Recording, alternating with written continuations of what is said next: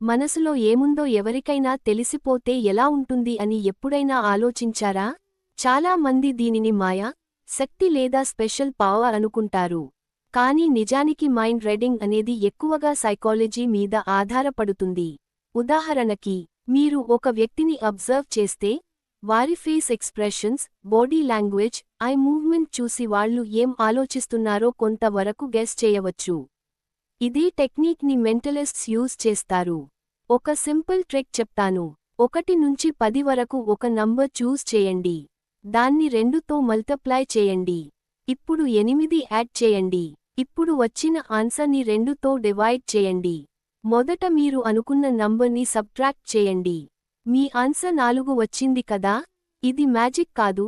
ఇది maths psychology trick. ఇంకో trick, మీరు ఎరుపు రంగు హ్యామర్ గురించి 5 సెకండ్స్ థింక్ చేయండి. ఇప్పుడు ఒక టూల్ పేరు చెప్పండి. చాలా మంది హ్యామర్ అంటారు.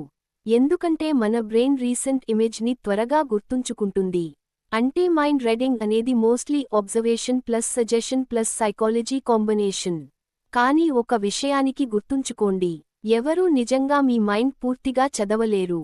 ఇవి ఎంటర్టైన్మెంట్ మరియు సైకాలజీ ట్రిక్స్ మాత్రమే. ఇలాంటి మరిన్ని ఇంట్రెస్టింగ్ సైకాలజీ ఫ్యాక్ట్స్ కోసం మా ఛానల్ని సబ్స్క్రైబ్ చేయండి.